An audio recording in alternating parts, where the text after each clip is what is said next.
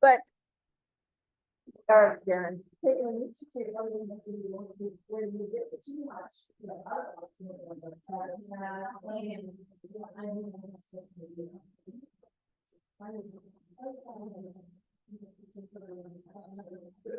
Yeah.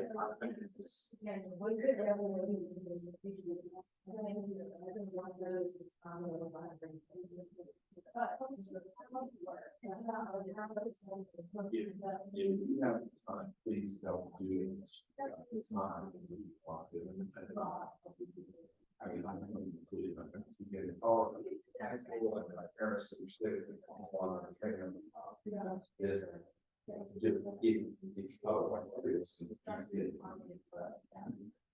I don't know what that's like at all. yeah. Okay.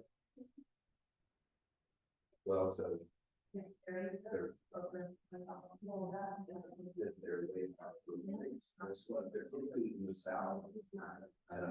Yesterday, I wanted to talk to somebody who, like, we know we have plans out, and so makes us accommodate.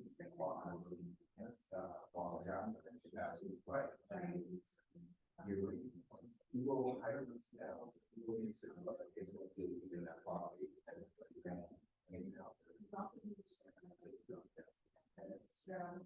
So.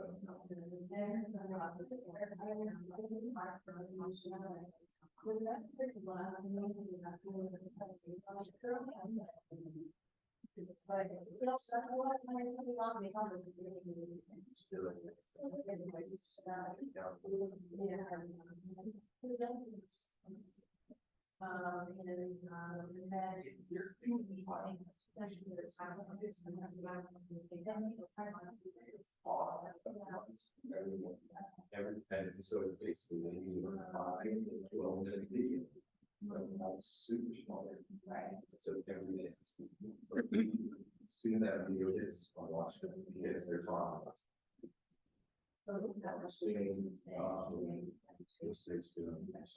Right.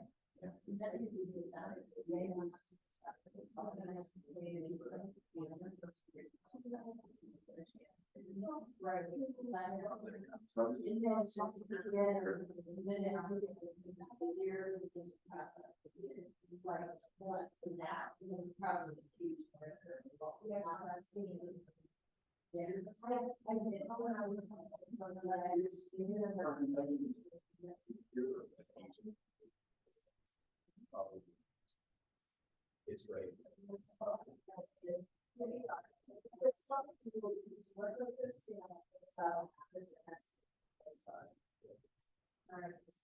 And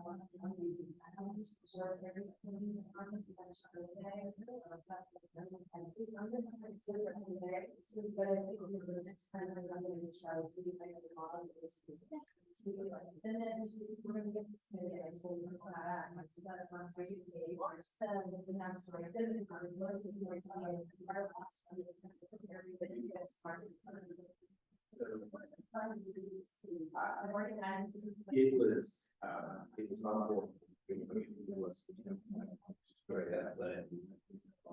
The audio, there's a little bit of a smack where there's so he's kind of describing the try to watch it not listen to this but anytime somebody computer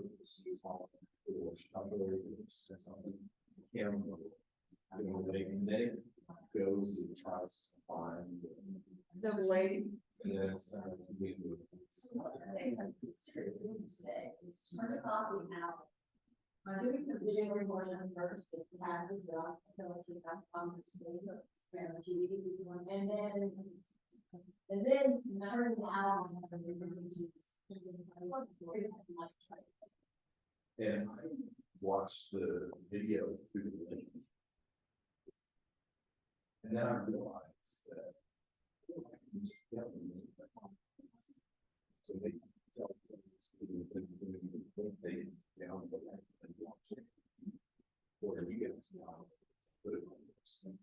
Then you're going to put the thing back on the first, and try to figure out what they're gonna which I will do, like, I don't know, sometimes we use it, we just better kind of really smart child, it's part of the real life. I mean, when we ask them a coach, how did they listen to what share all this? You know, it's talk about kind of one of the party of people, and every time I have people, it's something, well, certainly not to be good, environment, that's not free. So that's one of the reasons why we're not. And I know that we're not going to be 65.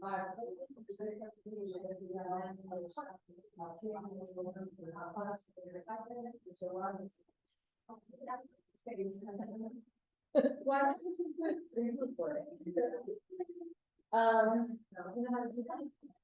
Well, I am in Zoom. I know it's possible. No, in Zoom, it's doing a recording. It'll record the whole screen. Maybe we should. And then are you gonna play the video or? Yeah, I think what I'm gonna do today, I'm gonna try, just doing it normal off my TV. So Yeah, it's- like it- share your screen. It's shared, and Okay. then so we'll record the video here, Okay, and then I think I'll save discussion instead of like stopping the video, discussing, stopping the video, discussing. I think we'll save all the discussion Till the till the end, and then I'll turn Okay. the owl on and I'll record. I think that's a good I'm gonna idea. try that. Yeah, If we don't get a better recording this way, then I'm gonna see if I can figure out how to use the TV, log in off the internet, which is really hard because I gotta type all that in by the little remote. Pain in the ass. I got, So I'm gonna see if this works better. yeah, let's see if that works. So, yeah. Let's see.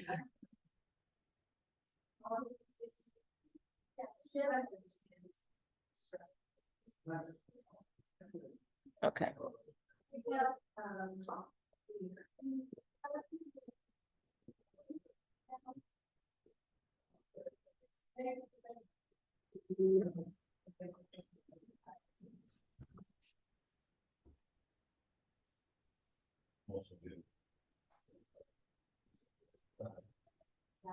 The same group. Yeah. Regarding that, we'll see some. Yeah. Transaction.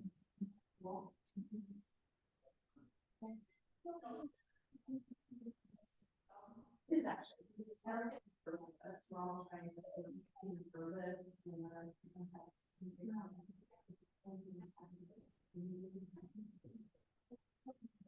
Yeah. Well, there's a lot to do all this to get started. Oh, sure.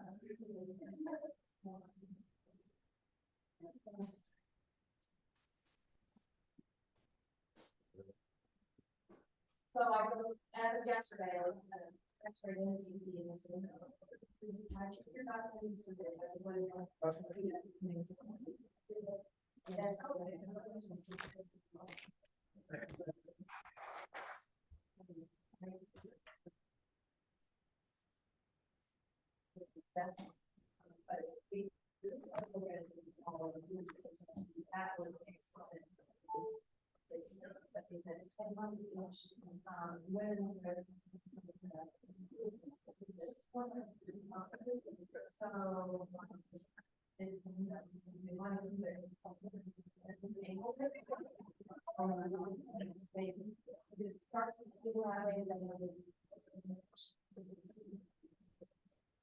We'll get going here in just a minute.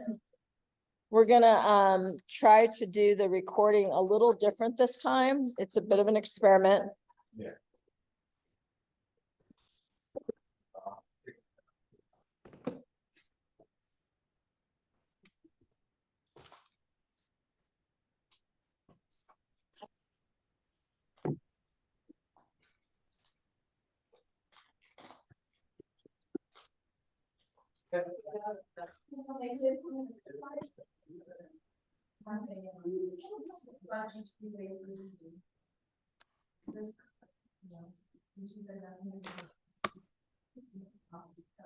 Hmm.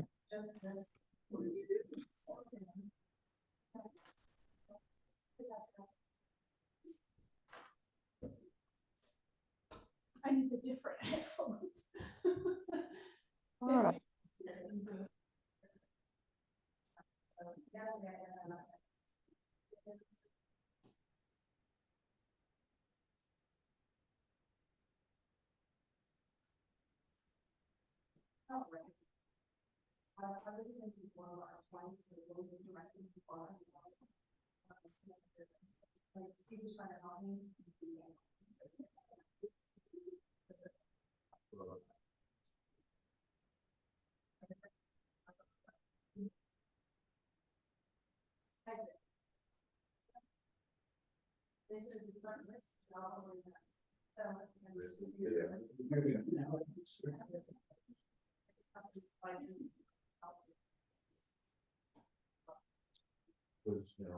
Thursday.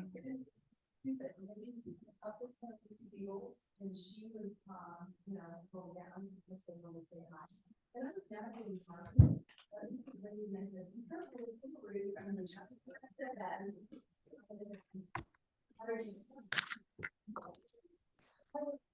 No.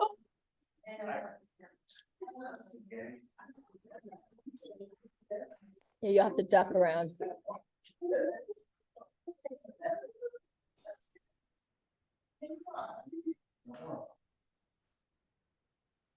Thank you. I don't really love these. Yeah, shouldn't even open it. Like, you know, I didn't have a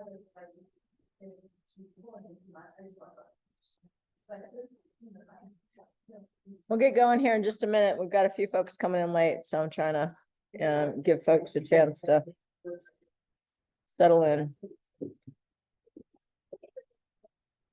Works for me.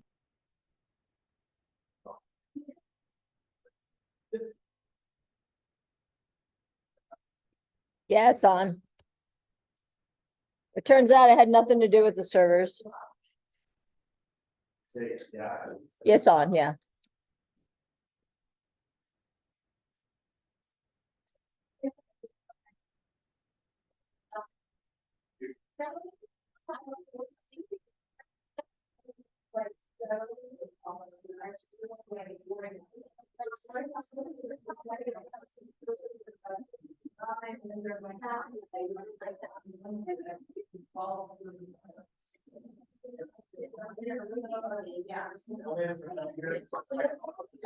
You have to drop it at the mailbox. There's a slit over there. Yeah, there's over by the garbage cans. You'll see kind of a community building. Mhm.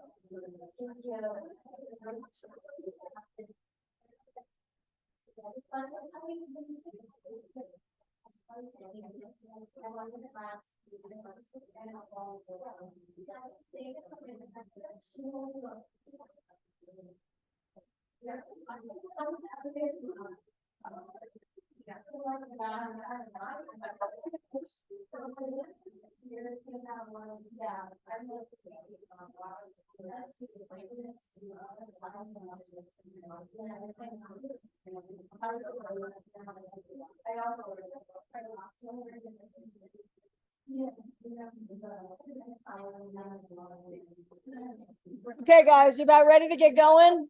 We've got folks waiting on the other side.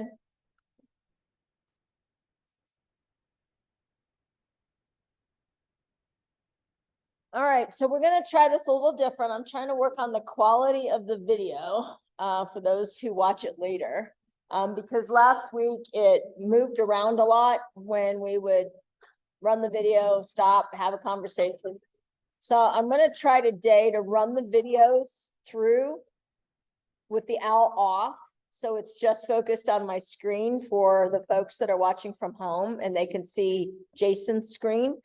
And then, and so if you're blind like me and you need to see the screen better, you might want to put up your Zoom and just keep your volume off so you can see the screen in front of you. And That's a good idea, Carrie. yeah. Yeah, because that way you'll see what's on my screen and you can actually read. But again, we're trying to like record this for folks who can watch it later if they can't make it. And so we do care about them seeing the screen. If today's approach doesn't work, then next time I'm going to try to log into the computer like or the TV like it's a computer screen, but it's super time consuming because you have to type all your passwords into the remote. So I don't want to have to do that if I don't have to. So we're going to try this approach. Okay, so we're going to run through the videos first, very little dialogue unless it's for me, and then we're going to kind of go into the more the discussion role. So we'll see how it rolls. All right, let me find our videos. Oops, one of these. Keep going. There we go. All right, I believe.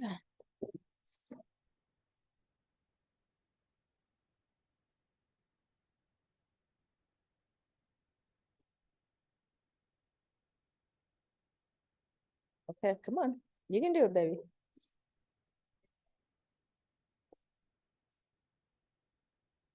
It's difficult. It's hard to know how to make something better. You don't understand what's making it work or not work in the first place. Why are we taking time? You can talk about how to interpret. Did we do this? The meaning of your insights. So inside the profile picture, we're gonna tap on insights. It's gonna have a whole variety of charts. And it's going to be pretty succinctly, so you can understand like, hey, what's working, how do I move that needle further to make my page more even better. First one said, how do customers search for your business? And there's really two ways they find them. The first way is direct, and the second way is through discovery. Kind of ignoring this phrase. So direct means people who find your business profile searching for your business by the name on Google. It was we're talking about before. If I search for in I'm going to see their page in knowledge page, but what do people search for? The name of the business? So the business is that the answer is obviously the lack. And so that's discovery. People who find the business profile searching for a category, product, or service. It's important to bring up something. It's not even there. This profile. This belongs to Farmer Opinion, Blue Coast Media, Canada, Sean Lyons. He started in Ontario, in the past month, he is ranked on Google 24,396 times across direct searches and across discovery-based searches. That's bananas. In fact, Google this profile and a major pillars, just like it's TV for you. And it's nearly setting for us. Because it's working. But the thing about Google business profiles is once you figure out what's working and you keep on doing that, you submit the SEO or page where you become the one to be, and it becomes the mainstay in your business. So that's the first little section I'm going to show you. Next, this little pilot here that is inside of Google. Click see new profile performance, what it is. And this is a year-to-date time period, January 2022, June 2022. So 6 months of data. It has got all kinds of charts. I want to highlight a couple. The first one is over here was the number 34,784. That is the number of searches that show Sean's Google business profile in the Google search results. And here they found the actual terms for which users search in their queries. So you can understand what the exact person is that people are using. And if I start linking to those, I'm going to keep reinforcing those words and phrases from all the content.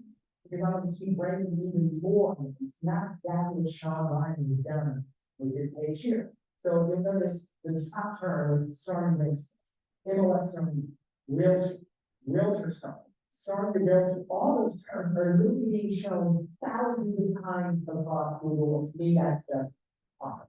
Now, if I look over here to the left-hand section, it shows me how people do like this. More specifically, what you're thinking about. Do they do it on Google search, mobile, Google search, yes, Google Maps, mobile, Google Maps, desktop. Again, not only is it critical that I understand what people type in Google, that my profile ranks, so I can keep looking at those keywords all over my page, which will talk about, but also, when you're on the industry, we're seeing my, when you're on the industry, so that I can keep optimizing for you. Then let's talk about customer actions, there's a couple of different spots to measure this, I'm in the forest view here, I can go on calls. And I can see when the calls come in, and it shows me when you get called, all kinds of details, what we call, we got, I can put out messages, bookings, directions, website. Oops, sorry, I was trying to large the screen. Or quickly go over Sean's attached URL discuss. Literally 2,000 people. So you can see all kinds of interactions in the log with customers, so that again, you understand what's working, better working, I want to be more. Now, I'm gonna tap X here, I'm gonna go back to this old school view. I'm gonna scroll down and show you how this actually. There's an additional data on where people reach your business. Notice that Google search in orange versus Google Maps in red, the money we made on Google search. Now, it's a common desktop mode, but it's happening on Google search. It's going down in the map. Scroll down more, I see customer actions. Again, I can look like month, a quarter, like a week. I can look at visits to my website, people who request collections, I don't quite get that one, but it apparently happens. And then call directly maybe. Now, keep in mind, the call directly maybe is half the call on the actual phone. Now, if people with 5 years profile on Google search on their computers, they're not tapping a button called, they're pulling the phone and waiting the phone. So whatever number you see here in terms of the calls you receive is well, they're getting more. Scroll down more, you can see when you call coming in. So you can see like, oh, we should really staff up on Sundays, we get a lot of phone calls on Sundays and things like that. And then it should be photo views, it's also really video views. And you can see how active your page is versus how active the other views. And you show you how many photos you use, there are others. My point is, you gotta have that profile picture, analyze this, what's working, what's not working, definitely gotta look loose, stop the best work. You don't know unless you know the story and data.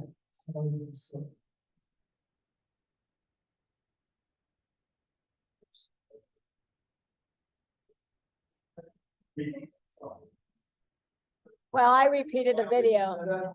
I repeated it accidentally. It was me. Videos, and products, and posts, and all sorts of media, and like I'm telling you, first and foremost, we'll cover this. Google is key for your photos and videos, and once your media, instead of using our best interest, to give them our media and help them make format. We're also going to talk about how to repurpose your social media and content strategy as Google posts. There's a section inside the profile on the Google products. We talk about how to call it there and actually encourage folks to raise their hand and say, I'm thinking about buying, I'm thinking about selling, and actually generate business. We'll then deal with the very hot topic of reviews. What do you do with reviews? How do you manage them? How do you deal with good reviews, bad reviews, or ugly reviews? And then finally, we're going to talk about sort of like a tough way to keep the future of Google. Like again, really talk about not only the ratings, but also the performance that we pay by the people calling you or messaging you or reaching out and saying, I'm thinking about buying or selling. Call Q&A. This one's on the line. Let's go.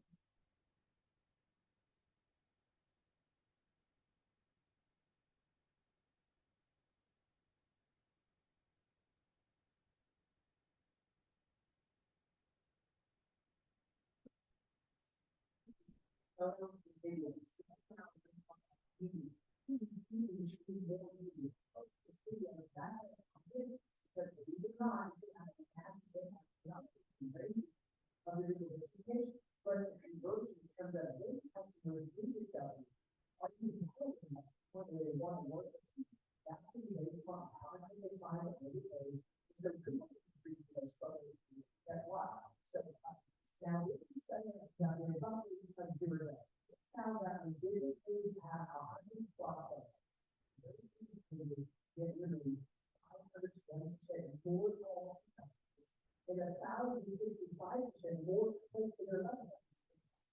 Please note that when this page has photos, it has video, it enables their page to outperform the average daily price.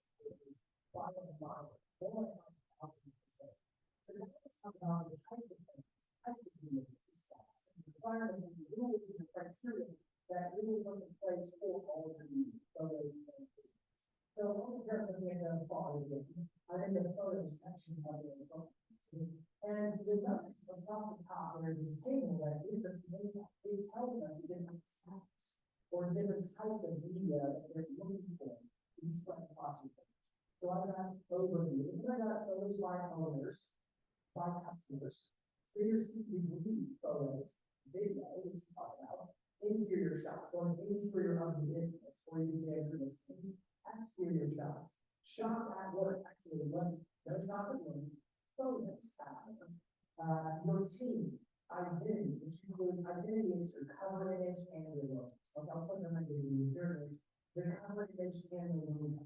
So these are the different types of photos and videos that we want on this profile. Let's think about the actual specs, specifications, what does Google say is or is okay. Now, inside the stores, we've got lots of helpful resources, links, so forth, documentation, just like this, Google said, are rules in terms of what they want media wise, photos and videos. Photos, they say, they that's the Google before that is a JPEG or PNG. They need between 10 megabytes up to 5 megabytes. They're limited resolution, at least 720 by 720 pixel resolution. So basically, they're looking for square image. They don't want landscape, they don't want vertical, they're doing the first squares. They'll deal with what you give them, if they do the first squares, their minimum resolution is 250. Now, limited is 720 because internet speeds vary, and 720p allows people to kind of download imagery pretty quickly on the fly with most internet speeds. You can use 1080p, you can do 4K, you can use different resolutions that look better if you want to, but they recommend 720. And then the last, there's not a bit of anything, so it talks about quality. It says the photo should be in focus environment and have no significant alterations or these filters and other things that they say the image should represent reality. That's what they want. They don't want fancy imagery, camera, this, that, or shit. Not with their photos. Now, video methods. There's three limitations. The duration, the file size, and the resolution. The duration is up to 30 seconds. I've been up to 30 seconds. So if your videos are longer than 30 seconds, they cannot be uploaded into the photo section of your Google Business Profile. Now again, I'm going to that. You actually put your videos in the photos. That makes all the world sense. That's what they do. 30 seconds long or shorter, they can have a file size that does not exceed 75 MB, that's megabytes. And then last, they can be at least 720p or higher in terms of the resolution. So what a lot of people do is they actually post a video on YouTube. Oftentimes they just download the video from YouTube because YouTube actually applies all of their own compression and they trim the file size and they make resolution work and it's like that. So you have your own means of doing this, but here are the rules. 30 seconds or less, 75 megabytes or less, at least 720p resolution. Photos and videos, load them up because Google is going to be for them. All right, so let's talk about rules. There are rules. Rules. There's a rule. Something hospital becoming a game. And so, of course, going to have your Google. There are rules and there are different time. And if you look at links, all in bylaws and documentation, resources for you to review and be able to take time. So when I do this right now, it talks about all topic development content. It talks about what is spam. It talks about what's inappropriate. It talks about privacy and not violating privacy. And then it goes into like actual legal things like content or stuff that we would definitely enforce on the page and just general. The point is, you've got to know. You've got to know nothing's more frustrating. That's kind of this. But I think they think about comments. I would argue it's highly frustrating when you don't know why something keeps getting taken down or saying you can't do that. And it's because you got these policies. Some of them are true. Now, let's take a second to talk about where these photos and videos may or may not appear across Google's platforms. But this one could be triggered. Your photos and videos are going to appear in Google search and your Google Maps. That's where they're not going to be.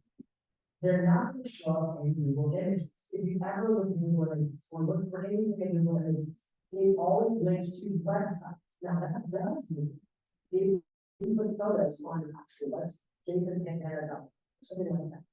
Those photos could rank in Google Images, it's not our top. But I would be abundantly clear, the photos, the videos, they show up in the maps, they show up in Google search, where do these show in the knowledge? In the move, in the map, in all the places your Google business page will show up, they're also where the media show up. When you set the Google business profile, and I talked about all the different tabs and types of photos, interior, exterior, the team, and all those different photos, and all the different media that Google wants for your profile, well, they included that section called identity, which had a cover photo, and we also have the logo. There's some kind of glitch, or inability to control the cover. So, for example, if I'm going to do a search for standard countries, and then here it triggers on the knowledge, the Google business button, stand up. This image right here says see photos. Those are all the photos that are listed within this page. But you would think it's going to display the cover photo, like your main photo. But it rarely does. It's going to be a random rotation of photos. And a lot of folks do wouldn't, because they want to control that first impression with what people see when they first get that knowledge. I got that will looks like 95% of the time. Sometimes you have to get that. Google's gonna rotate shot what shows up the main cover photo, it different Google business profile, but you're using it. You navigate your business profile, then once they scroll down to the website, in which we talked about before, it's not real. This is a landing page associated with this profile we have. Okay, so you go there, and in it, you'll see that you got this edit header. Whatever you put that header, even if your Google business profile still links to your major URL, which is the if you edit this header from right here, it will like 95% of the time control what shows that the primary image in the various places where somebody might see your business profile, like in Google Maps, like in knowledge. So it's kind of a little hack. But if you're near to you can't control that any photo, this is the way to do that.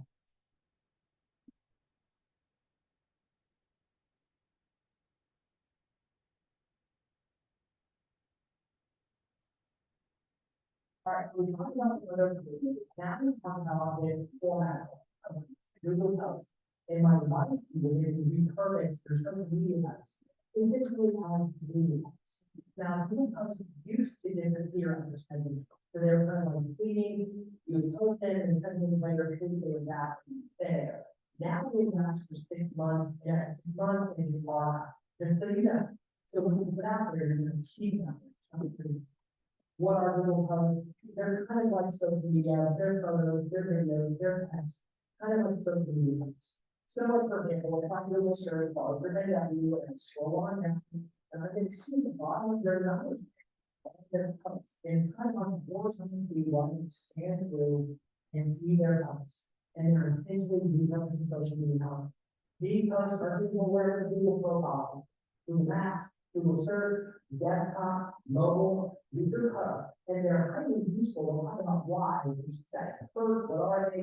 We basically repurposing the social media content as Google posts. Now, in terms of how to post it, it's more detailed about what they want. Let's head out to a business page, your profile register. And here I'm going to post tab with by the sidebar, then there we read them. There's kind of weird all items. In the post tab, but then across this header, we see all the authors, resume, events. There are 3 posting posts. There are first, we basically generate a special program offer. And then there's what's new, which is what most people use. So if you look at bars, what's new is pretty much the repurposing your social media.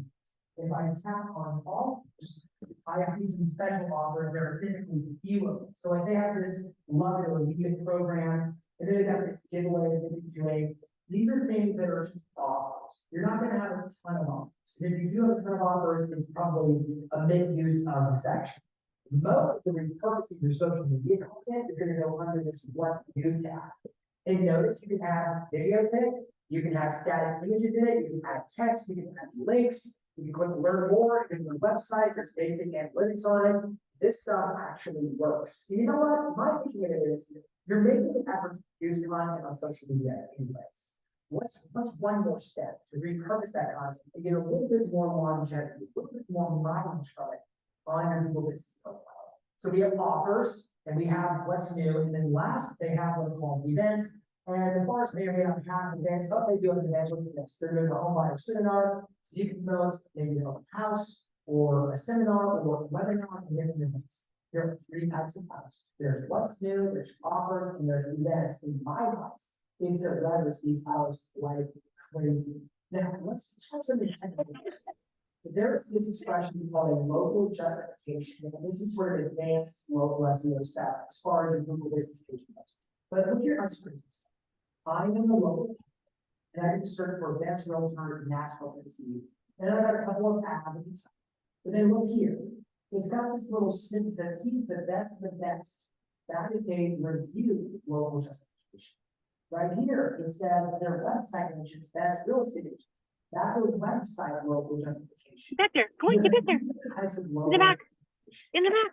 Sometimes Google will aggregate extra information to kind of support the reason why they rank one profile and one. This is that contextual relevance. Okay. So it pulls from reviews, it pulls from your website, and guess what?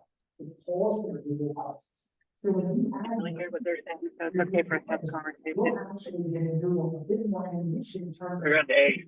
Oh, you did? That basically just. Supports what Google is showing you. So if somebody says best realtor near me, or best realtor in Nashville, or something like that, those little words, those snippets are designed to justify why this profile is on that specific search phrase. So these local justifications, there's really three types to deal with. Google pulls from your website, it pulls from your reviews, and guess what? It pulls from your posts. So imagine like this, your Google, somebody is Google search for best realtor near me, or whatever expression they type as query in the search bar. Google's job is to justify themselves. Why do they rank this page and not a million other pages? Well, the reason is because of this, or because of that. And so they're going to list all textual words out of reviews, out of house, off your website, from blog articles, whatever, that support why you rank. This is technical local SEO, but this is where you really level up on the competitors. So again, if you're paying attention to what are the things I'm ranking on in Google search, and you make more of that stuff, more of those keywords in more posts, in more reviews, you're really bolstering up your own SEO page. And this wouldn't be a course if I wasn't talking more about the rules and policies of Google Posts. They have rules for all this stuff. They have rules for photos, for videos, they got rules and bylaws for Google Posts. And of course, we're going to link it out in the resources for you, but here it is for you to look at. Business profile post content policy. And you can scroll through and see avoid off topic around relevant content, avoid spam, inappropriate content, respect privacy, guidelines for photos and videos they get covered, so they kind of like roll over each other. But just suffice it to say, there are policies for not just photos and videos, but also for your Google posts. But there are a couple of big ones that you wouldn't ever expect. I'll give you two that may get you, and I'm going to give you a heads up so they don't get you. First one is called phone stuffing.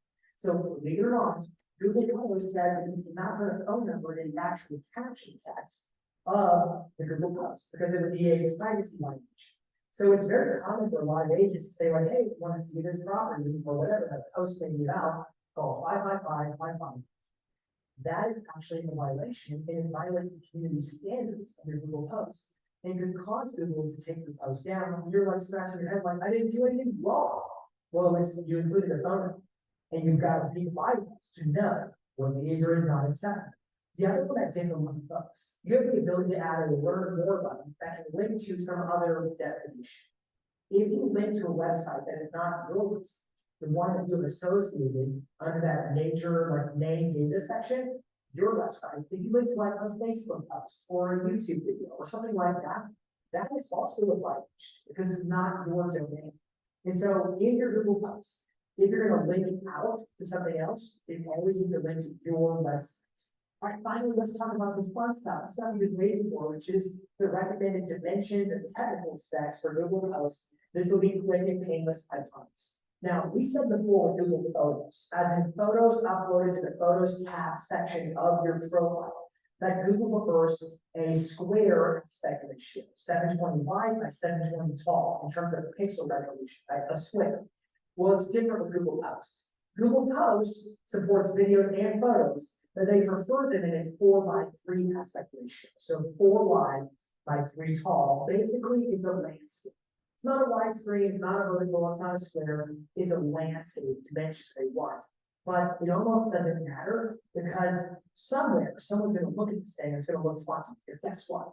There are discrepancies in terms of how does it visually display on maps, on search, on desktop, on mobile, and it's a little bit different everywhere. So my thought to you is just repurpose your social media content as Google Posts. Give them extra mileage out of it.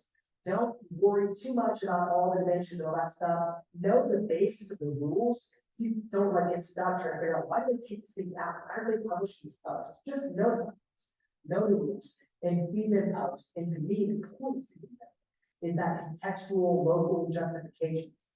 That when you actually are adding language that supports what you rank for, based on the search queries of your customers, it actually can cause Google to go to your defense, like, hey, we ranked this page because they said this is their post. That's why you want to be more Google posts.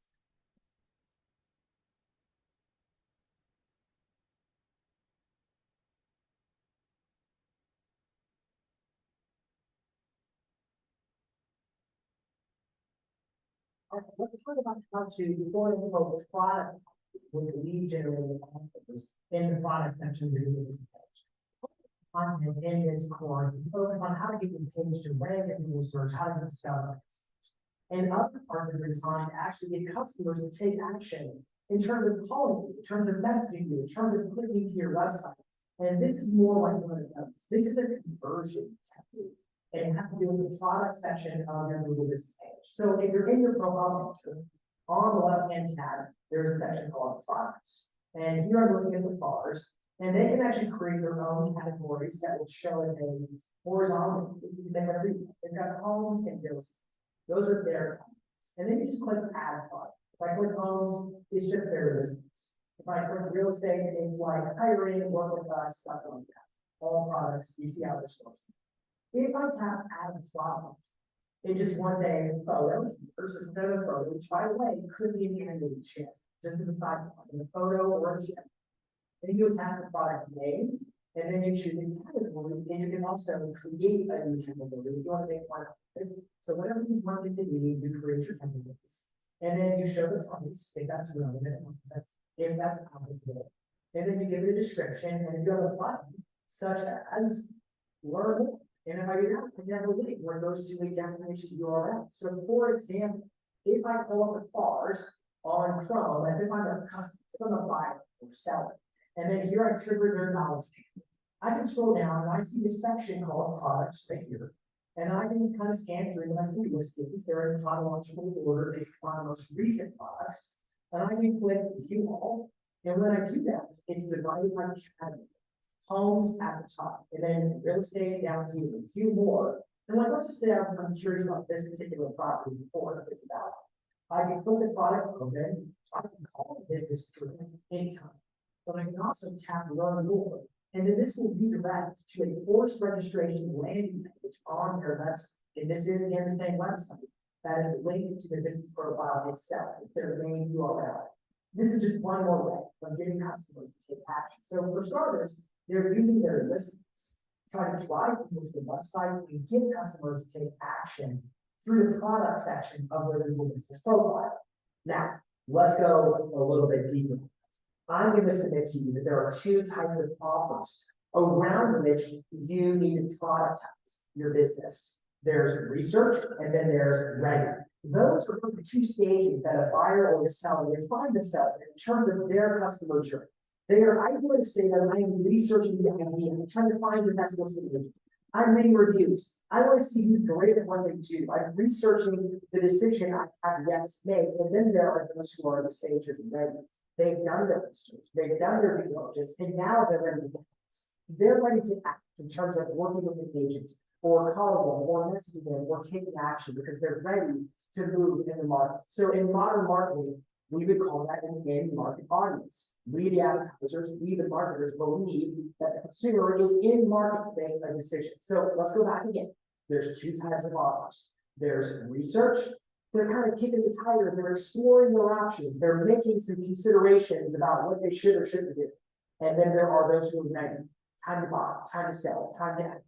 As far as your offers are concerned, for research-based buyers and sellers, you're going to want to make sure that your products link to things like your listings, like home search on your website, like a home valuation landing page on your website. Maybe you've got like home buyer or home seller synonyms that you can link to on your product section. Maybe there's a PDF download. Maybe there's subscriptions like they can opt into your newsletter. These are all ideas around research based. My point is make sure that you have calls to action, you have offers that are ready and they're made for people who are kind of in that research stage. They're just looking at what they might do, but they're not really ready to commit to working with an agent yet per se. So for example, like look at Sean Ryan's page. Here's Sean Ryan, I'm in the knowledge panel of Google. Here are his products. I'm going to click view all. And I'm going to see, of course, selling. That's his category of all of his listings. I can click view more, but look at this. Virtual market evaluations. Notice how it's actually animated GIF. It was moving a little bit. You can see it typing across the screen. Moving to started LinkedIn. I can download a PDF that gives me guidance as a consumer. Home buying, stop renting and owning your own home. Service providers at the internet. My point to you is you need to productize the product section of your profile with lead generating types of offers for those buyers and sellers who are in the research stage and or the ready stage. Now, the ready stage offers that I would recommend would be things like buy, sell, invest, as if they could basically click a link and book an appointment with you through calendar. And you're like, Jason, wait, isn't there already an appointments link inside my minor data on my profile? I'm like, yes, but all roads lead to Rome.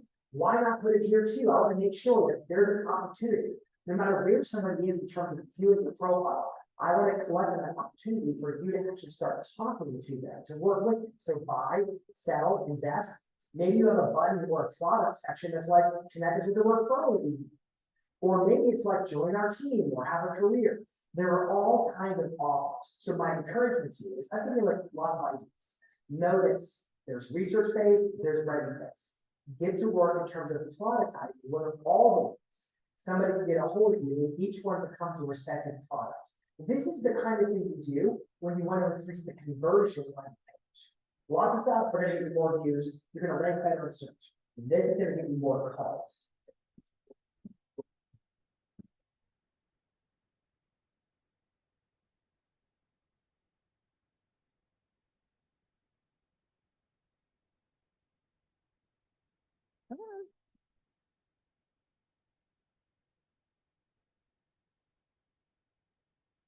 Let's talk about how to quote unquote productize with lead generating offers in the product section of your Google Business page. Part of the content in this course is focused on how to get your page to rank in Google search, how to get discovered by customers.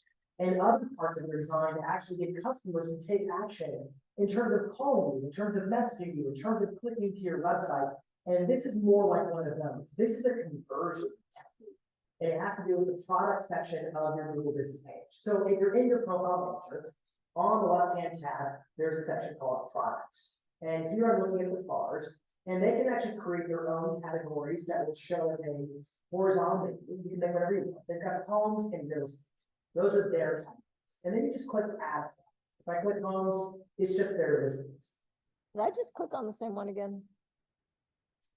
Is this the one we just watched? Yeah. It is? Yeah. Okay, You know, the magnet. okay. It doesn't like click it when you're done with this. The moment we've all been waiting for, how to manage good, bad, and ugly reviews on Google, because that's what your Google business profile is really most known for, is online reviews. But there's a massive challenge because you want to get online reviews, but they come with some caveats. Those caveats being customers may leave you bad reviews, or sometimes they're not even legitimate reviews, they're fake.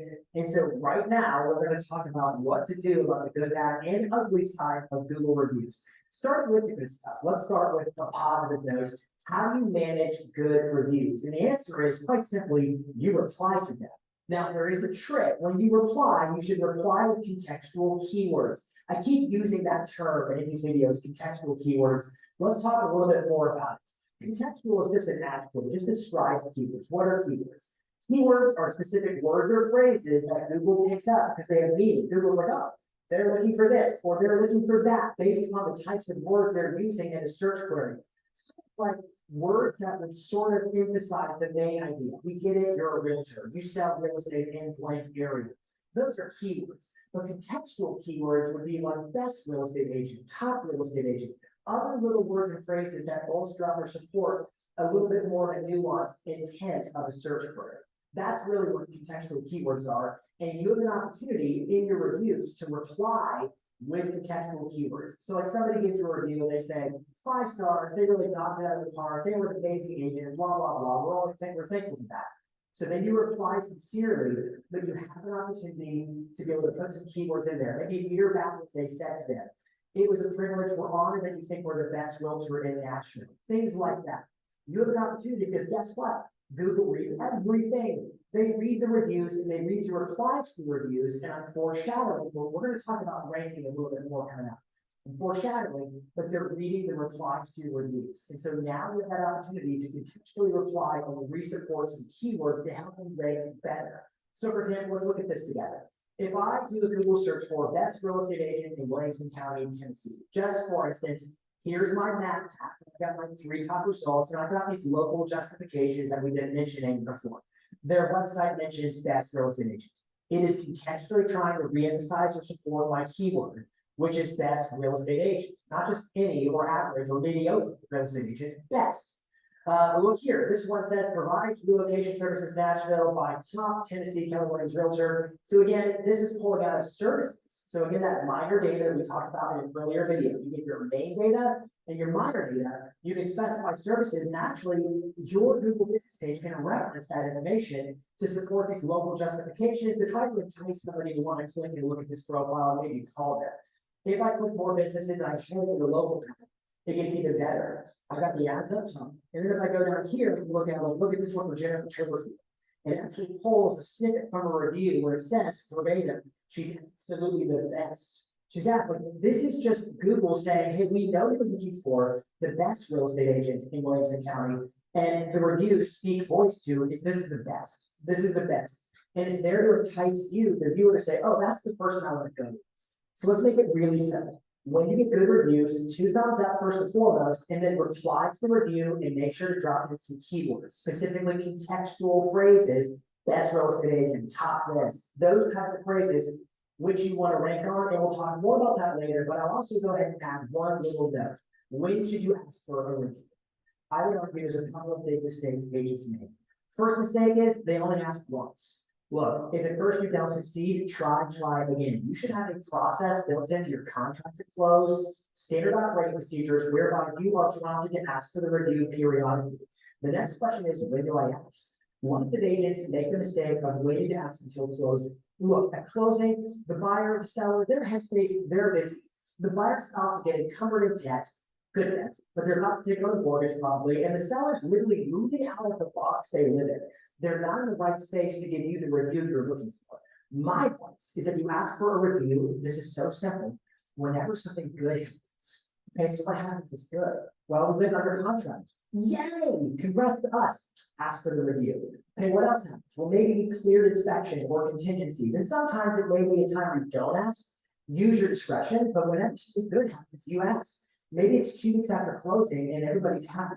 We ask for the review. Maybe it's 90 days after closing and you do a sweep where anybody who's closed a deal with you who has not yet left a review, we try again. So the big mistakes I see is only asking once. It may take more than asking once to actually succeed in getting the review, and then also waiting until the closing table to ask. You ask whenever something good happens. That's the moment to capitalize.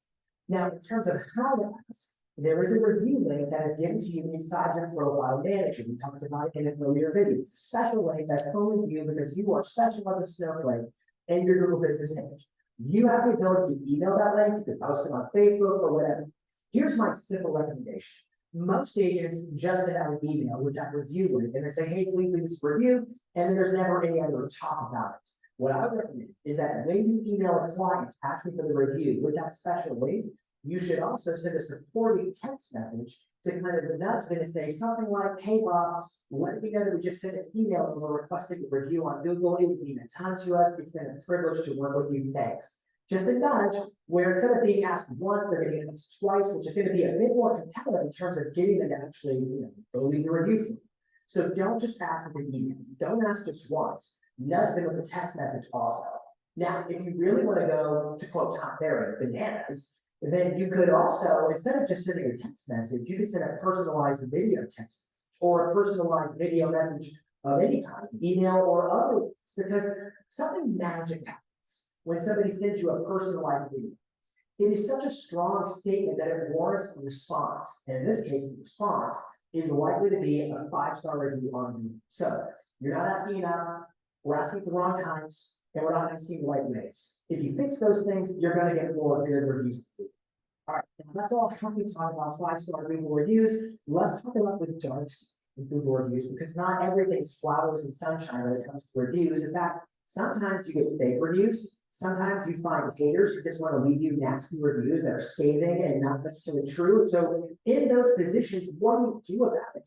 And you begin by understanding the general policies that Google has set out in terms of what is and is not acceptable when it comes to online reviews. And so, for example, if I open the screen here and I look at their prohibited and restricted content, by the way, we're going to link the resource up for you so you can access this on your own time. But you're going to want to know, okay, this review, which rule did it violate? Because that's what I'm going to cite to Google when I submit a ticket for that review. I'm going to say, hey, they broke your rules. Please deal with this on my behalf. So if I look at this over here and I scroll down, I'll see civil discourse, and maybe it's harassment, maybe it's not. Maybe they violated personal information, or maybe it's misinformation. For example, they're saying something that didn't really happen. It's false, it's inaccurate. It's super important to be able to mirror the language back to Google and say, this is the policy that was violated. So to begin, your first step in dealing with negative reviews on Google is to know what rules of Google's does the review violate. If you're just upset about the review, but it's a legit review, that's not going to get you very far in a Google court of law. But if you want to play their game, know the rules that got violated first. So when it comes to dealing with negative reviews, let's begin by talking about how you actually reply and respond to negative reviews. I'll get into the technical side of steps you take to submit tickets and all that kind of stuff in a second. But first, what do you actually do as the owner of your business when you get a negative review? And I got to tell you, the first thing you do is you don't just react. So you don't just react, you take a minute with composure and you research the legitimacy of the review. What are they saying? Is there any claim to it? And I'm going to research it and determine what actually happened. What is the incident about which they're referring? And then once I've researched it and I'm in a good, positive mental state, I'm going to reply in a way that positions me as a consummate professional and not somebody who's willing to kind of get into it in a review forum on Google with some disgruntled customer. I want to reply in a way that elicits a resolution. So it's really like we're going to research it, we're going to reply, and we're going to seek to resolve it. Those are the steps in terms of how we deal qualitatively with a negative review. It has to be addressed. It can't just be ignored. It must be addressed. All right, so you got a fake review or a spam review, or somebody went and made a bogus Google account just so they could lambast you in a Google review. What do you do about it next? We already talked about the resolve, don't react, reply, research. Yeah. Let's talk about the nitty-gritty of what you do about it. Or really, I should preface and say what you can do about it. All right, first thing you do is you access your business profile manager, and then you tap on reviews, and it's going to load up the reviews. And here I've got a 5-star review, but let's pretend it's not a 5-star review. Let's pretend that it was like a 1-star scathing review or something like that. Okay. First thing I have to do is flag it as inappropriate. To do that, I simply click the little dot in the top corner, and then I click. I'm not going to do this, but I click the flag as inappropriate. But we are done just there because I'm not going to take it on faith that Google's got my best interest at heart. I'm going to go through every step possible to try to get that review removed. And I'm going to tell you, it is really hard. I have found in my experience that Google is much more willing to take down legit reviews that it thinks that the business conjured up in a fake, deceptive way versus taking down actual disgruntled customer reviews, because Google tends to have the customer's best interest, so to speak, at heart. So I launched the Google Business Profile Help, and again, we're going to give you the links and the resources so you can actually take these steps on your own if you have this issue. And then I'm going to request a review removal. I tap the button, and it's going to take me into a guided wizard whereby I have the ability to say, yes, this is the right account. Yes, it's this review. Yes. And I give you the information, and I want you to remember what I said. You need to know Google's policies. What did this review? Was it misinformation? Was it harassment? What was the actual line of it? in Google's bylaws, in terms of reviews, what they do and don't accept, that's violated in this review, so that you can go to Google in good faith and say like, hey, they're breaking your rules. That's gonna give you a way bigger edge in terms of getting that review removed. Because think about it, Google may have the customer's best interest at heart, but what they really have is their own best interest at heart. So I'm going to appeal to their rules, because that's their best interest. So you pull up the contact us form, and the first thing you want to know is which business, you specify your business, you tell them here what's going on, what's the issue with your review, and that's going to help them determine which people would like to send this to internally to deal with the issue. You'll get to a section called resources, where when you arrive there, you'll actually have the ability to upload attachments. So for example, I would recommend that you take a screenshot of the review itself and you upload it as an attachment. I would also recommend that you would literally take a screenshot of the policy in Google's bylaws that is violated with that review, and you upload them together as almost saying, I implied evidence that this is wrong, it should be removed. And then last, it gives you contact options, and they'll say, who wants to call you, email you, what's your preferred method of being communicated with? And this is what you do to make sure that Google takes the review down. Now, I've got a bonus number 4. If all these things fail, we've flagged as inappropriate, we submitted a review removal form, and now we've contacted Google Small Business, and if we still haven't got anywhere, you can try to tweet Google Small Business. Their Twitter handle is Google Small Biz. Now, I don't know that I would actually tweet it publicly. I may be more inclined to message them first. My point to you is we asked for reviews more than once. That's what it takes to get the job done. Friends, I take this super seriously. Your reviews matter tremendously because for all intents and purposes, your business, its reputation is whatever Google says it is.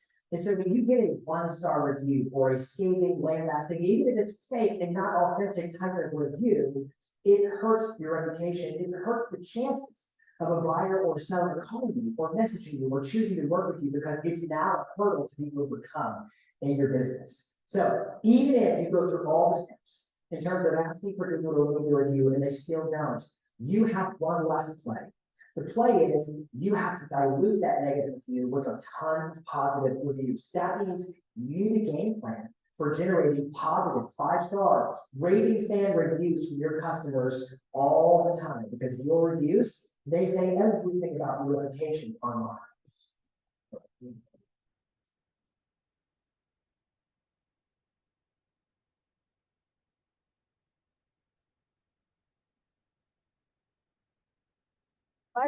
We're doing questions. Yeah, we're doing questions after. Now, this one's kind of a little stashed away secret tip through your Google Business Profile. And I want you to think back for a second. We talked about kind of 2 different modalities of your Google Business page. We talked about tips and techniques to help it rank better, and I've got a lot more lined up for us. But we've also talked about ways to improve the conversion or the performance of your Google Business page. Not everything you do makes it rank better. But think about like those contextual keywords, for instance. That review, that Google post, the services that you specify, if it makes sense for Google, will be utilized to support that somebody should indeed open up your profile versus the other competitor's profile and choose to call you, choose to work with you. So again, there's 2 sides of a Google Business page optimization. A, we try to help it rank better, but B, it's about helping give it what it needs for customers to have the desire to actually call you or message you and work with you. So this is one of those. We're going to talk about how to make it perform better with Q&A. So for example, if I do a Google search for Standard Pike Halifax, Rockstar Real Estate Agent, and you guessed it, Halifax, Nova Scotia, here's her knowledge panel of her Google Business Profile. She's got lots of reviews and all the good stuff. And if I scroll down here, I can see this section called Questions and Answers. Now, this section cannot be found in your Google Business Profile Manager. It's not there. It's like the only thing that's not there. It's only visible when you actually find your page through the knowledge panel, which is what we're doing right here. So I can ask a question, so can a consumer. In fact, it's designed as if your customers are asking you questions, but here's the little trick. Watch what happens if I say, see all 32 questions. It's going to pull this document box. And then the first one is, should I sell my house during the holiday season? And it's got 6 likes, and then here's the reply from Sandra. And so folks ask questions, and she replies. And these questions are contextually relevant. There it is again. Contextual keywords, the types of things that would give Google enough like, oh, they do cover this. This is relevant because that's Google's game. serving up the most relevant results. And so everything you feed it might help it perform better from a relevance standpoint. Now, here's the best part. If I just click on this question and answer, for instance, on a chat like this, look who actually asked their own question. The question was asked by Sandra and answered by Sandra. Wink. So there's the trick. You have the ability to, with contextually relevant questions, keywords, and all that kind of stuff, ask your own questions and then answer them. And most folks are never going to go this internal, this deep in to realize that you ask questions. They're going to stay right here when they go back to all questions and scan and just see the question only listed as the header. And then a reply that comes from the actual business owner. I think that's super smart. Now, the question is, where do you find the questions? There are tons of amazing resources out there that you could look at to give you inspiration in terms of questions that you might want to get answers to relevant to your field, relevant to what you do. So for example, answerpublic.com. Google's people also ask snippet, that rich snippet. Comments, DMs, and PMs on social media, or maybe ask me anything, Instagram stickers, keeping current matters, the Zillow FAQ, Google Trends, and specifically looking at the rising query section in terms of what are the gaining momentum search phrases being asked by consumers on Google. The point of it is you're the knowledge owner. Answer those questions, and A, it's going to make you a more valuable agent, and B, it's going to dial up your profile and to perform more optimally.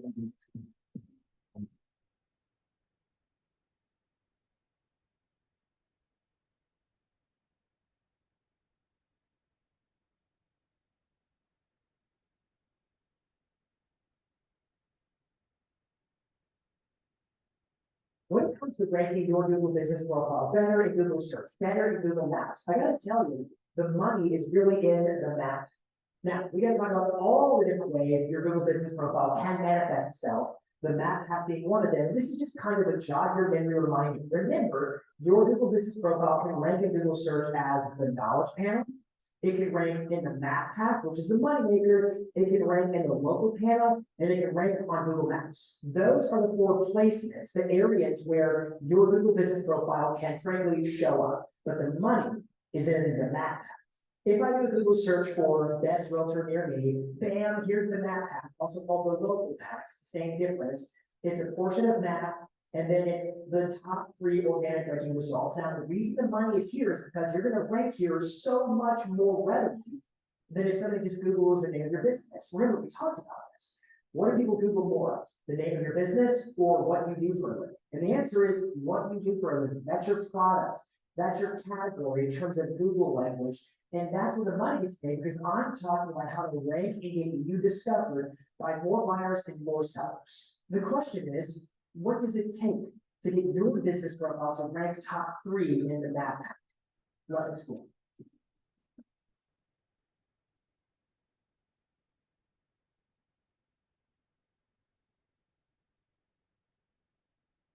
Consumers really only Google 2 things when it comes to this. They are either searching for properties or they are searching for the profession, that's you. And what they search for signifies what they're planning to do. For example, buyers search for properties. They search for homes, homes for sale in Nashville, waterfront homes, 1, 2, 3 Banana Street.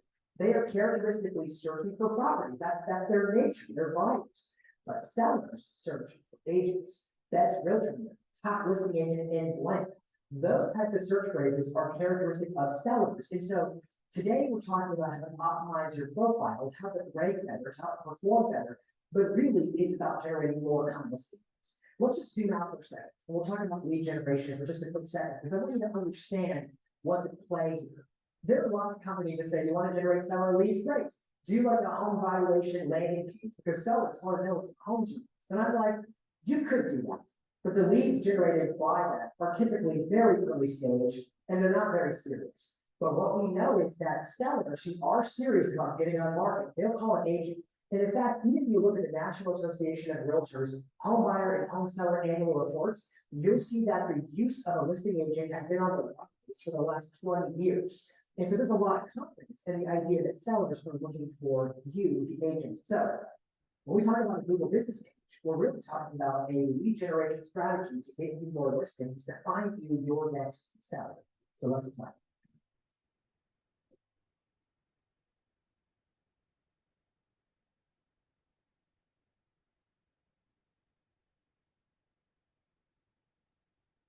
Now we're talking about the top ranking factors for your Google business page and how to wield them, how to leverage them, how to work it to your advantage. And the first thing that you gotta know is that ranking isn't fixed, it's variable. So for example, there are lots of things that can change and therefore influence what pages rank and which ones don't. For example, who's open, who's closed? What was the point of search? Were they looking in this part of town or that part of town? Or maybe they used some kind of contextual keywords that resonated with Google with somebody's reviews or pulled a snippet out of their post or something like that. My point to you is there are so many things that factor into the ranking of a Google business page, and it's not fixed in time. It's not written in stone, so to speak. But if you can understand the major forces, what big time variables that Google is actually looking at when it says, hey, we should rank this page versus that page, that's when you really start getting momentum. You start getting literally thousands and sometimes tens of thousands of search ranking opportunities in Google every single month, which means way more sellers, way more buyers, way more business coming to your Google business profile. Now, you cannot control everything. Remember, we talked about this from the very get-go. Google is Google. It's Google on you. It's pulling in data from all over the place, aggregating it and making its calculations about which pages should rank and which ones should not rank. And there are some variables that are important to its algorithm that you simply cannot control. We need to begin by understanding what we don't have control over. First one out of the gate is the physical address of your Google business page alongside of whatever the point of search was. So where is the person looking for? Now, it could have been a couple of things. It could have been, okay, geographically, their computer's IP address was where when they conducted their search, or B, it could be, well, they said they're looking for a property in North Bedford or something along those lines. So they gave a term in the actual search query that was their point of search. In other words, Google's analyzing, okay, based on what they're looking for and where that is, where is your physical address? And reality is you just can't always control that because your address is fixed and the search intent is varied. Now, let's talk Google algorithm at a very technical level for just a moment, because there is a significant thing that they updated recently that impacts the performance of your Google Business profile. And it's called the vicinity update. And basically what it does is it applies a greater weight to the proximity of the business based on the search. So for example, if I'm looking for a realtor in North Bedford, but my business address is down here in South Bedford, because of the vicinity update, my page is a little bit less relevant because its proximity is out of bounds to some degree based on what somebody's looking for. Now, this is mostly noticeable in highly competitive markets. So let me show you what this looks like. If I go to Google and I do a search for best realtor near me, I'm currently in Dallas, Texas. It's going to show me the map. Here's my top 3, and then here's my map area. And the map area is kind of zoomed in on a specific area of Dallas because it's bearing in mind the point of search. Where am I located or what am I looking for? And since I said best realtor near me, it's taking in mind my location geographically. It's zoomed in. But the main point here is there's a lot of realtors in Dallas. There's a lot of people in Dallas. And so it's going to be more zoomed in because it's really paying attention to proximity in that local marketplace. But if you compare that against, I don't know, for example, top realtor in Lynchburg, Virginia, which is a relatively small town, it's basically Lynchburg and beyond. It's a giant area. Why? Well, there's a lot less population compared to Dallas. There's a much lower number of agents in that area, so therefore it has to zoom out a little bit more to give you kind of a full picture of how many agents there are. Here's my point. Your address is something you can't really control. It is what it is. But understand, if you're in a major market area, it's going to play a bigger role maybe for you or against you than if you're a smaller market area. If you're a smaller market area with less competition, less population, then this is a game for you to win. I'm not saying it isn't if you're in a metro area. I'm just saying, like, you got no excuses. If you're in a smaller market, it's time to play to win. If you're in a major metro market, that's okay. Like, knowing what you can't control lets us understand better what we can control, but you got to know what the address is a factor. Now, the next thing that you don't control in terms of the ranking of your business profile is the city of your profile's physical address. So for example, if my business profile is 123 Banana Street, Fort Worth, Texas, if that's the designated address where I say I do business, my storefront, and then I've got a consumer who runs a search for, I don't know, top listing agent in Dallas, Texas. Well, right there we have a disconnect because the city of search was Dallas. And my physical address is Fort Worth. They're neighboring, right? I may actually sell houses in Dallas. But because of that disconnect, I basically said no to. They're not going to rank me because of that one discrepancy. Now, this comes up a lot with agents who say things like, my brokerage's address is actually in a different city from where I really do business. Now, I'm here to tell it like this. This is a variable that you cannot control, but the reality is, if your office address, the physical address listed in your profile is a different city than where you actually service your customers, it's a major limitation on the performance of your business profile. All right, the next thing that you can't control, but you kind of can control, I'll explain in a second, is the quality and authority of inbound links to your website. Now, this is going to be a step removed from your Google business page, because I'm actually talking about your domain, like jasonpantera.com, townferry.com, whatever the URL is that you have basically said, this is my website, and you've linked it to your business profile. Its SEO, its performance, the way Google perceives it has a really strong impact on how well your Google business profile performs or doesn't perform. So for example, let's imagine that the local newspaper says, hey, we'd love to feature you in an interview talking about housing market trends or something along those lines. And you're like, sure, I'll do it. So they interview you. They publish it as a blog on their website. Their SEO optimized, really great, authoritative website that Google loves. And then that website, for that article, links to your website. That's called a backlink. That's called an inbound link. They mean the same thing. And what it basically says is, well, their domain authority runs off on your domain authority, and your domain authority has a direct impact on the performance of your Google business profile. Now, it's more than just your domain. It's also the online presence as a whole. Remember, Google is Googling. And so they're going to look at other websites where you have profiles that have strong SEO. So that is websites like Zillow, Realtor.com, Yelp, those types of places where you have a presence, and that SEO also rubs off on the performance of your Google business page. So the reality is you don't control everything about how your Google business profile ranks. You don't. But you do control the SEO of your website, and you do control your reputation across the web on all the different profiles. So here's the deal. If you want your Google business profile to perform better, it's not just it. You can't just build a Google business profile in a vacuum. It's the entirety of your SEO strategy across the web. All right, now I told you all the stuff that you can't control. That was exciting. Let's talk about what you can control. Go on a quick journey with me to my computer screen. So if I go to Google search for best realtor in Nashville, Tennessee, here's that local map, the map. And it's got my top 3 organic results. Nobody can pay to play there. And then I've got my map portion over here. I want you to look at something. I did a search for the best realtor near me, and it's now showing me real estate agencies. That is in effect a heading, but it's really important for categories. Let's look at the top 3 results and see if we find any common trends. Now, I've got the Anderson Group, and it says that they are a real estate agency. I've got Village Real Estate, which says that they are a real estate agency. And I've got Fikes Realty Group, which says they are a real estate agency.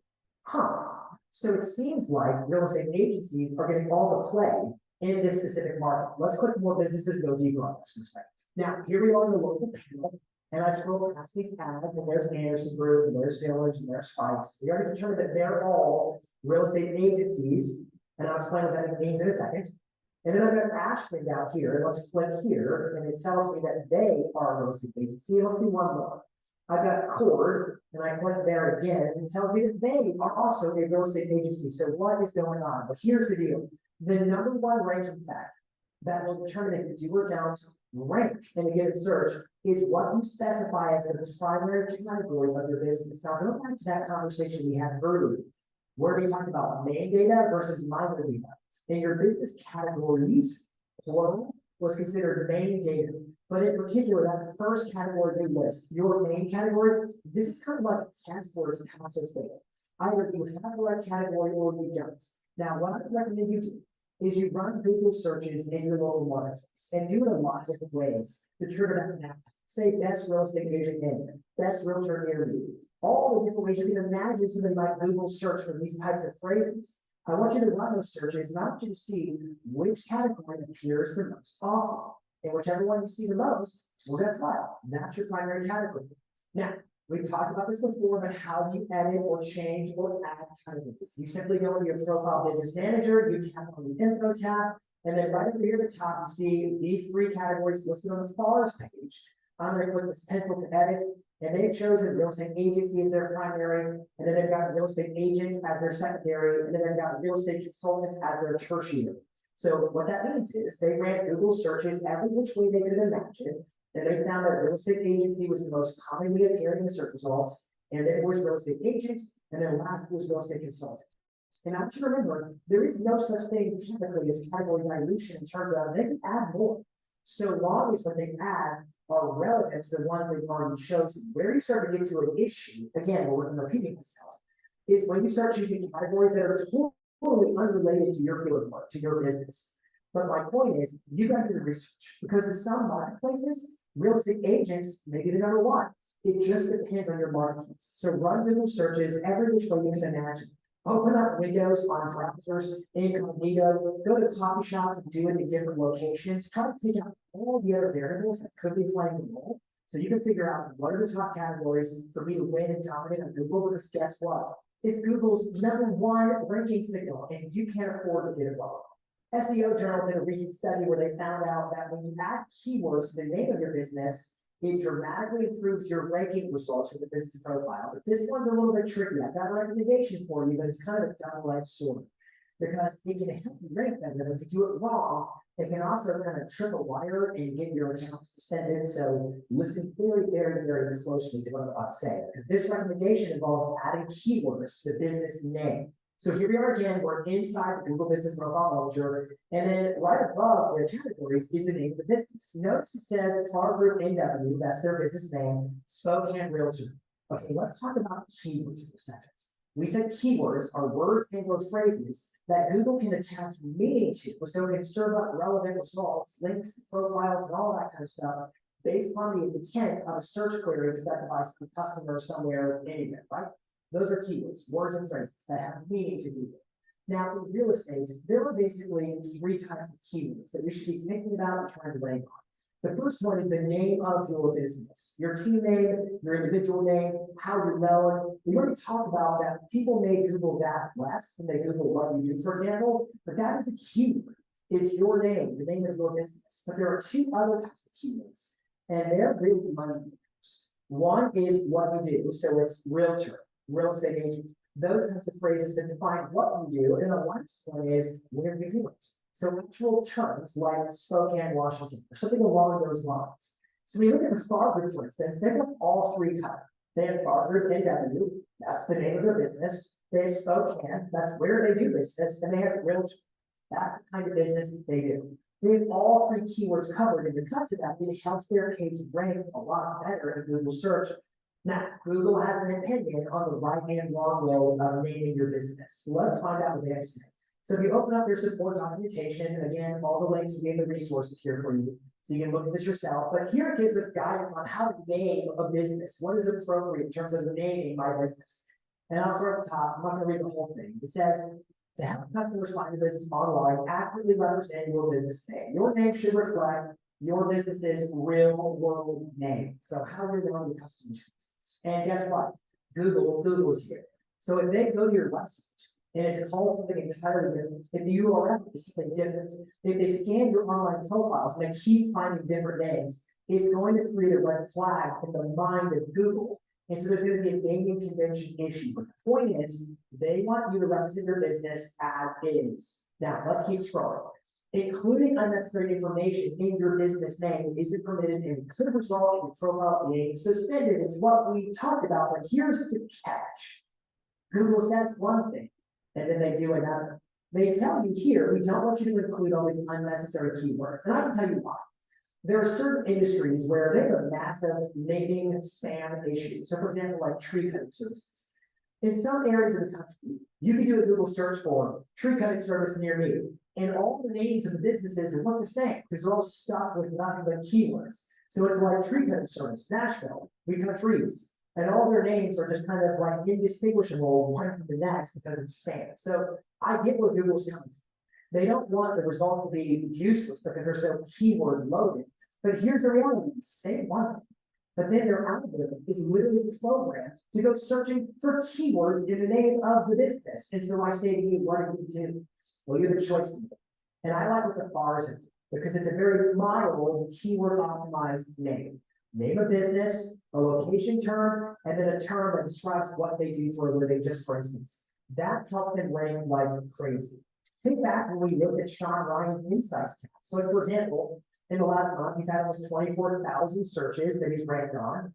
And if I look at the new profile performance metrics, it will literally break down for me the exact keywords that people are typing in Google that trigger his profile. Look at them. It's not his name, it's starting real estate. It's MLS target, it's realtor, it's realtor starting, it's starting realtor. Time and again, the keywords and the name of the business are going to strongly influence when it ranks and when it doesn't rank, but it's a double-edged sword. You don't want to take Google off by breaking their rules. So here's my advice. If you have a history of having red flags with Google or getting into trouble with Google, don't do this one. Stay away. Remember, Google's a T-Rex, and the cow just broke down at the park. I'm referring to the metaphor we covered in the interview, right? But the point is, you don't want the T-Rex to come up whose vision is based upon emotion, keep tinkering with things because that solidifies to Google that your account should be suspended. However, if you're setting up an account for the first time, or if you have a strong history of compliance, a slight adjustment like the FARs could go a really long way in terms of your ranking and visibility. All right, tip number 3 to rank your profile better is what we call the review flywheel. Now, I'm going to break reviews into a lot of different perspectives because Google obviously analyzes your reviews. It's a major consideration in terms of ranking your profile or not ranking it, but they're analyzing it from a few different perspectives. And I want to kind of break those apart. The first one is the recency of reviews. So I call this a review flywheel, as in you need to have a process where you are continually adding reviews. For example, if we do a Google search for best realtor near you, and I find 2 agents who are equally matched, they both have, I don't know, 2 dozen reviews, only one hasn't had a review in, call it 9 months, and the other got a review 3 weeks ago. Which one's more relevant to you, right? So the recency of reviews is a factor, more or less it's a factor to the consumer, not so much to Google. I want to make a statement to you that you need to have a review flywheel. We have a process from contract to close built in for you to generate customer reviews all the time because the reviews are money. However, it's not just the recency of the reviews, it's the number of reviews in total. So that means every time you add a review, you're building something big. It's a body of work and it's helping your profile rank better. So I'll give you another example. We do a Google search. Realtor A has 1 review. Realtor B has 36 reviews. Who do you pick? Obviously, you pick the one with more reviews. It has more credibility, more authority. I trust them better because of the number of reviews. And in fact, it's built into Google's algorithm. Profiles with more reviews rank better than profiles that don't have many reviews. That's a very simple equation to solve. But it's not just the reviews in and of themselves, it's the average star rating across all of your reviews, right? So for example, if you do a web search like best realtor in Boise, Idaho, or any kind of search along those lines, Google's going to show you the map, the top 3 organic results, and then the portion of map, and they're going to also show you the local panel where you can see even more businesses and more map, right? We talk about that time and again. But here's the thing I want to point out to you. By default, Google will generally show you only businesses that have an average star rating of 4 or above. And so that means something very simple. If you start getting negative reviews, you must compensate with positive reviews because if you fall below 4, then you're no longer fit for showing to the world as an exemplary best or top agent in your local marketplace. Google looks at the average rating of all your reviews combined and the score matters. And then the last element of reviews I want to hit on right now, which we've kind of covered some of already, is back to those contextual keywords. Guess what? Google's actually reading your reviews and they're reading the replies to the reviews as well. And they're looking for contextual keywords that can help them know when you should rank and when you should not rank. So reviews as a whole are a major topic of consideration for ranking your page. It's the number of reviews, it's how recently you're getting reviews, it's the quality of reviews, it's the text and keywords in the reviews. Your reviews matter so much, not only to the performance of your page. Like, look, if customers read great reviews, they're more inclined to call you, they're more inclined to message you. But it's not just the performance of your page, it's also its ability to rank in the search results. If you want to get discovered by more customers, then you need the ones you've already got to leave you a bunch of 5-star reviews that are keyword optimized so you can crush it in the search results. The next recommendation to help your profile rank better in Google Search and Google Maps is quite simple, but also not. because it means you gotta do something from start to finish. It is to fill out your profile completely, literally every field. Now, you might remember we talked recently about name data versus minor data. And I told you like some of the name data has a direct correlation to ranking in the search results, like the name of your business, like the business categories, like the address of the business, like its website. That's name data. And all that stuff directly impacts your ability to rank. But the minor data, we said, the minor data does not directly impact your ability to rank, but it does indirectly. And here's, did you do it or didn't you? Because if you did, Google's going to give you extra Google juice. It's one of the ranking signals, but if it's not completely filled out, it's a demotion in terms of lowering the priority of ranking your page. So just fill out the whole thing, fill out every field in the information section, but that's not all there is to it. You see, you also have to continually use your profile. So that means Google posts, getting more reviews, photos, videos, products. It means continually populating more content, more information on your Google business page. Because once again, that signifies to Google that you are a good and faithful and loyal citizen of their Google business community, and therefore, with confidence, they can recommend you higher in search results to customers. You got to use the page. But if you fill out your profile completely, and if you continually update the content on your profile on the regular, you're going to rank better on Google. Now, the last tip in terms of how to optimize my page to rank better is your website's SEO. Now, I said earlier that it was among the list of things that you can't control per se, but we said you kind of can control it per se. And let me explain to you how your website really impacts the ranking position of your Google business page. And it's more than just the inbound links to stuff like that. It's also the functionality of the website in total. It's page load time. Is your website slow as molasses? Is it loaded with keyword-rich content in blogs, on pages, in titles, tags, and meta descriptions? Have you optimized the links with keywords in the actual URLs themselves? Have you optimized the file names of videos and photos and all the media throughout your website? Is it user-friendly? Or do people just like bounce because your website is the worst? Is it mobile optimized? Or do users have to pinch and zoom and scroll and do funky things with their fingers to try to view it on a mobile device? Is it fully indexed? Have you talked to your web developer to make sure like every single page, every single blog is being seen and crawled by Google's bot? Because all those things piled together reinforces the SEO of your website, and by extension, your local SEO through your Google business profile. Because all these things added together reinforces the combined SEO of your website, and by extension, your local SEO through your Google business profile. All right, so that's the last of the videos for today. Anybody need a quick break? There's several things that I want to talk about, and there's a couple of things that I want to share with you. Anybody need a quick break? I'm gonna go down. Okay, 5 minutes. Just because it's so long, 2 hours session, and then it goes into a little bit That reply thing that I do, where we reply, and you can edit them. But I just want to check. Yeah. Oh, I'm sorry, your comment was, here's the thing, like, if you SEO your replies. Yes, I didn't know that. I didn't either, and yeah, but it says you can edit them. And I'm not going in, and I'm not. I just wanted them to reference his divorce because, Owen and I realized that we do a lot of probate and divorce. And then I think that I would read a later too.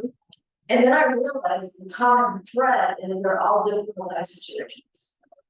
And so it's, you know, we're trying to go with our military background because we used to do a lot of stuff. So we're pretty comfortable when it gets into ugly stuff.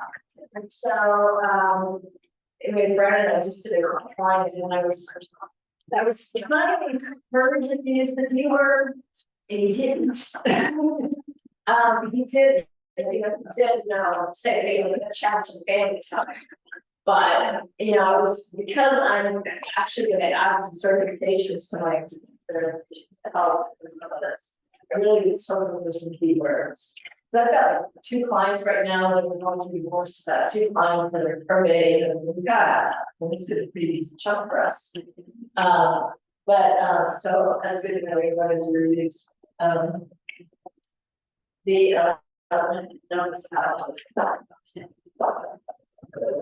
Um.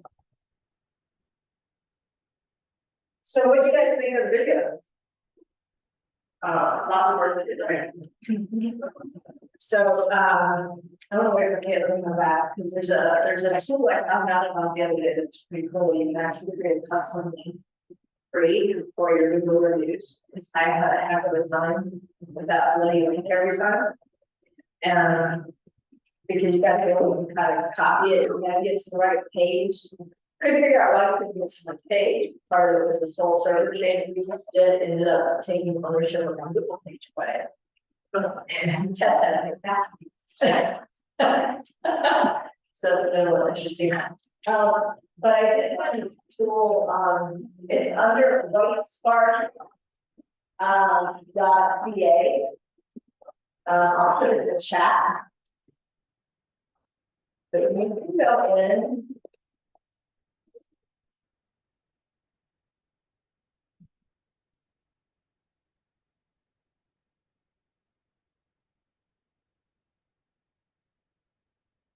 Go in and create your own link. And so, I created one for, carrying out, really. So you could put your name in there, if you don't want the card to go out BBC media to deal. I just don't go on a one.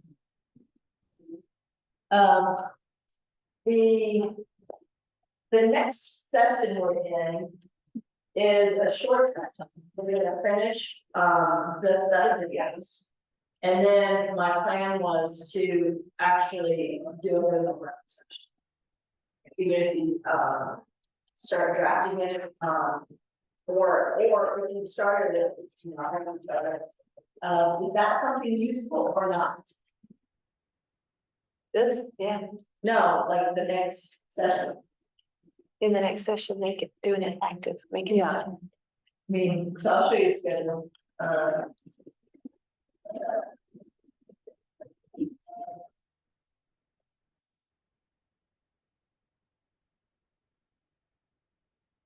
Next session.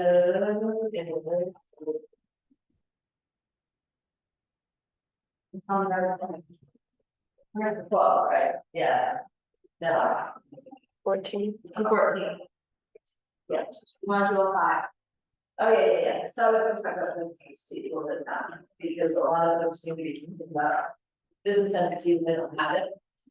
So, see, Dolly doesn't have one, Jennifer, you have one? You do, I know, Does you do a business entity? It's LLC. You, I don't have that. so, you know, for a lot of folks, they're not necessarily going to want to create one family, but in 2024, they say if you're expecting to make more than 20 grand, you should have an LLC. If you're going to make more than 40 grand, you should have LLC filed your tax book. But what I'm doing is I'm going into this trading schedule. And when I get the recordings afterwards, I'm posting here. So that you can just go into the same training schedule all the time and pull out the recordings and keep them. And then today's session has a bunch of resources, it looks like, that I'll go in and pull down. And then what I'll probably do is create a section to the end. Or just, I may even see if I can post these. We're having a few challenges right now. Figuring out the Google Workspace, Classroom. Sometimes it asks you for a password, sometimes it doesn't. So I asked you to figure that out. Because it's lost. All these tools are new. Because we asked Coach Andy what to do, because a lot of the tools we're used to using like Dropbox, every time I add a user, I get charged. And so I obviously I didn't want to add every single one of our agents to Dropbox, and then, you know, now my bill is instead of 160 a month, it's 560. And look at that. So it was our coach from Tom Ferry who told us about switching over to Google Classroom and all that. So, but it's something that we just sort of did about 2 weeks ago. So, any questions on the material? Anything you guys want to talk about? No. I'm gonna add my Google reply. And I usually do my Q and A. Yeah, I haven't been thinking about that. I got a lot of things to do online. I just want to wait till we got to it first. And Right. because I don't have to learn one of the months. Well, if you guys don't have any questions, we'll. Use the term repurpose in social posts. Is that like you post once and it goes to Facebook, goes to Google? Cause like I get caught up like. Maybe I'm just getting old, like I don't like posting anymore. I'm not against social media. Let me be clear. I'm not doing that Facebook stuff. I'm not that. There's one guy in his office that does, but I just get caught, I get bored. I don't like posting. I've been on social media for almost 20 years. And I used to do all the check-ins. I'm at this restaurant, look at I'm just kind of over it. It's lost its shine. It's just not cool to me anymore. It's like I used to have big fancy rims on my car. I don't do that. I just kind of like grew out of it. Yeah. So, but I feel like when I listen to him, you're still like doing this. Yourself and do it. What? Get over yourself. If you And you have to do it. Well, there's like all this pressure, like when you watch Pantana, you know, and like all these posts and they try to do that. At least locally, it's just around the area, you know, I don't see myself going all over the town. but- I don't mind it. I don't like the pressure. I know, but you know, you're trying to do business and you're trying to do it cheap, Yeah. then you gotta use these tools, because they're free. I got a deal last year from out of state realtors that called me because they got an Instagram. And then they sent me another family member. And the sad thing It's is, worth we're doing it. using it all the time, it probably wasn't used near as much as it is today, so it's Yeah. probably more important today than it was back then, because streamers are. Yeah. I love. And we're not gonna give you an out because we're trying to pull everybody else more in, so you don't get the out, you gotta do it. Well, I'm wondering, do I have to put this on Google? That's my question. Yes. I'm not just trying to complain. It's most important, so. Channel. One of the things we'll talk about next week, it's a tool you really need to look at, I know everybody's trying to save money. But for $29 a month, it's one of the best investments you've ever made.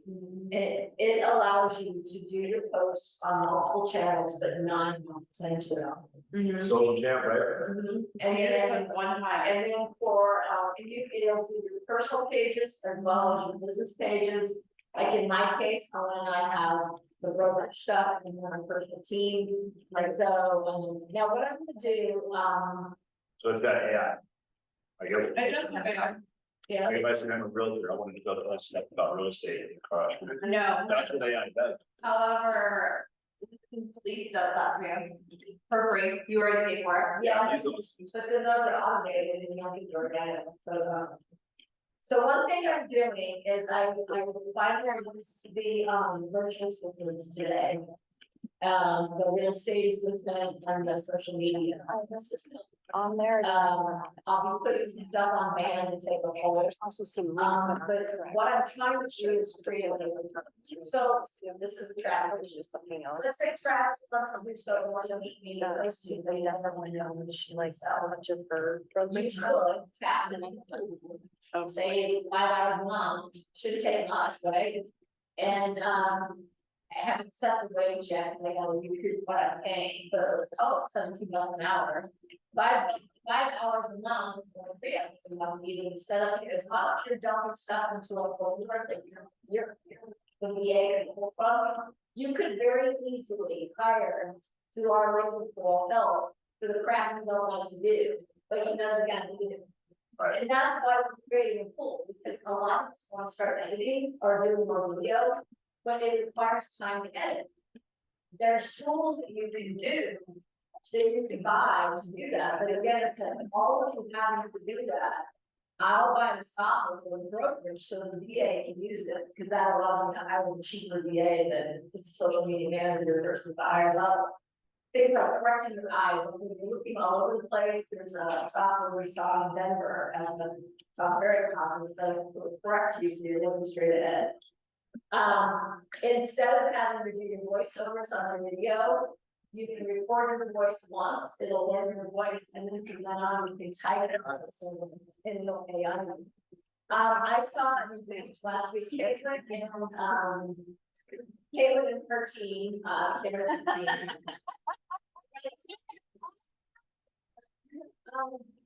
So Caitlin spent all this time getting ready for the cheap photos, as did, Karen. now. Amber was having a shit show day. So she didn't. So they go to their photos, and then she runs it through the software, and oh my God. It curls her hair. And it has no loose hairs, and I was like, I wasted all this time. She looked good. She looked good, right? And she sent me a photo in the morning. We showed it to Carrie. Her like hair is thick straight and it's messy. She's got a toothbrush hanging out of her mouth, like trying to show me her outfit. And then she came out looking like $1 million.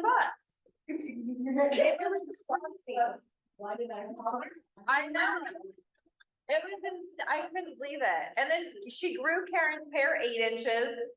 And then somehow my face looks like a doll. And I was like, what? Like, how do you think that? It was here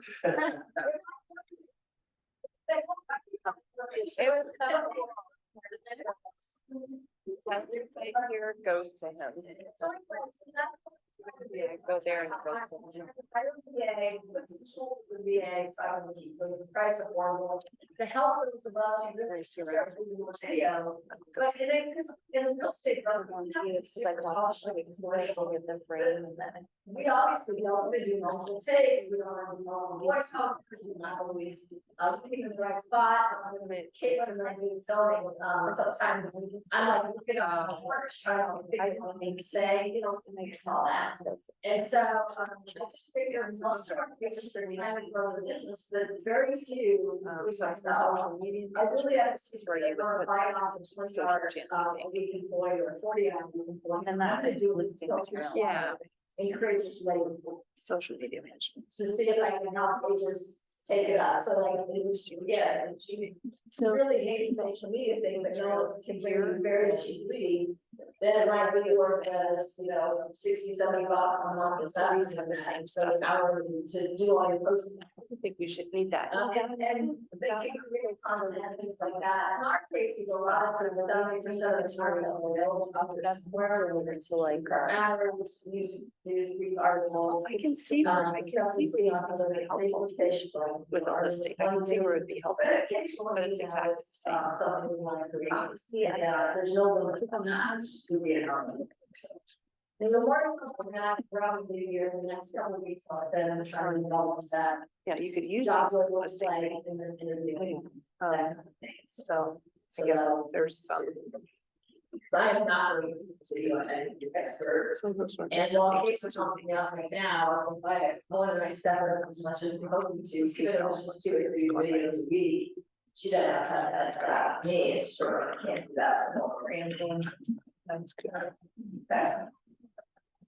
Right, have a great week. We're done. Let's not. We're gonna have to upload them just soon, yeah. Okay. Carrie, do you know, I know you